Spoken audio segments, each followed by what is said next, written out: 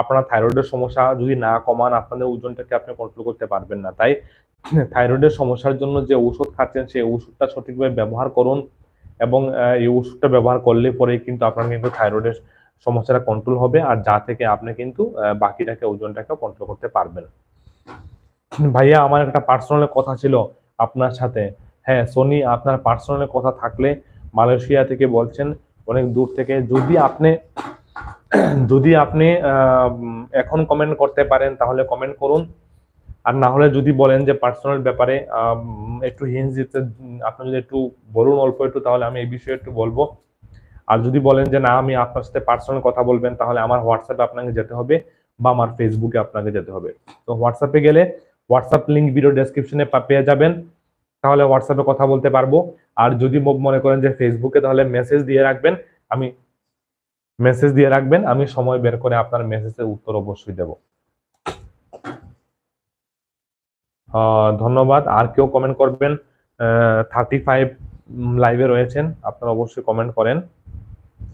আচ্ছা, ডায়েটের ক্ষেত্রে একটু বলে দিই, ডায়েটের ক্ষেত্রে আপনার ওজন কমানোর জন্য কি কি ডায়েট করতে পারেন। হ্যাঁ, ডায়েটের জন্য ইম্পর্টেন্ট বিষয় হলো লো ক্যালোরি ডায়েট। যে সকল খাবারের মধ্যে ক্যালোরি কম পরিমাণে রয়েছে, চিনি মিষ্টি কম পরিমাণে রয়েছে, লো কার্বোহাইড্রেট যুক্ত ডায়েট। কার্বোহাইড্রেট অর্থাৎ আপনাদের চিনি মিষ্টি যেগুলো রয়েছে এগুলোর পরিমাণ আপনি একটু কম নেন, বা ভাতের মধ্যে সাদা ভাত, আটা রুটি বা ময়দা বা বাইরের বিস্কিট যেগুলো রয়েছে এগুলোর মধ্যে কার্বোহাইড্রেট প্রচুর থাকে। কার্বোহাইড্রেটের পরিমাণটা আপনি একটু কম নিন, ক্যালোরির পরিমাণটা আপনি একটু কম নিন, প্রোটিনের পরিমাণ নিতে পারেন। আর সবুজ শাকসবজি বা ফলমূল যা পারেন আপনি খান, কোনো অসুবিধা নেই। মাছ মাংস নিতে পারেন, তবে একটু কম নেবেন যতক্ষণ আপনার ওজনটা কন্ট্রোলে আসছে না। এটা হলো খাবারের ক্ষেত্রে বললাম। ফলমূল বেশি নেবেন, জলের পরিমাণ হাইড্রেটেড রাখবেন, বডিটাকে জল বেশি পরিমাণে পান করবেন, প্রত্যেকদিন 3 থেকে 4 লিটার পানীয় জল অবশ্যই পান করবেন। দেখবেন আপনার ত্বকে যেমন সুন্দর হবে, স্কিন তেমন আপনার উজ্জ্বল হয়ে যাবে, সুন্দর হয়ে যাবে। স্কিনের মধ্যে আপনার ব্রণ, পিম্পলস, এই যে সমস্যাগুলো, এই সমস্যাগুলো কিন্তু আপনার হবে না। এই সমস্যাগুলো থেকে আপনি নিজেকে বাঁচাতে পারবেন, এগুলো আপনার হবে না। আপনি অ্যাক্টিভ থাকবেন।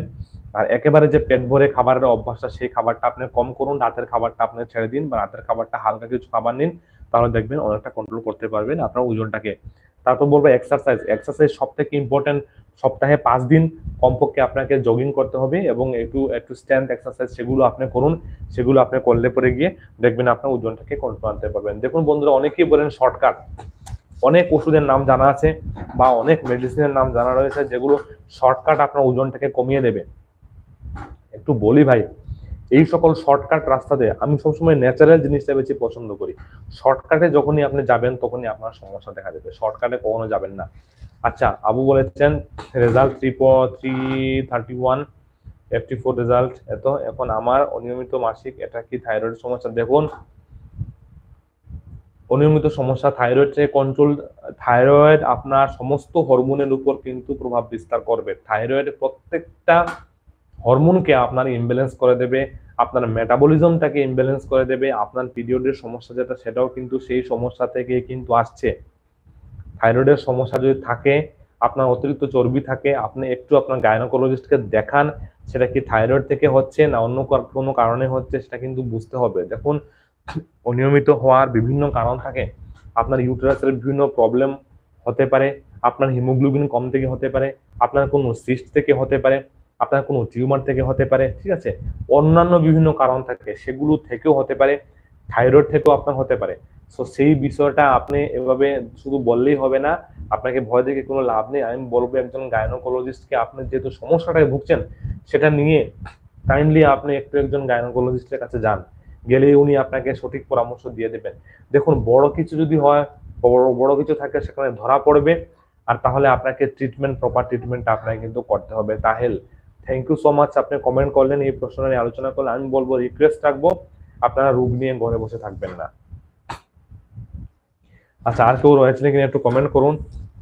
বন্ধুরা, আমি একটু এক্সপেরিমেন্ট করি, দেখি তো লাইভ অন্যভাবে করা যায় কিনা। আপনারা একটু থাকবেন লাইভে প্লিজ।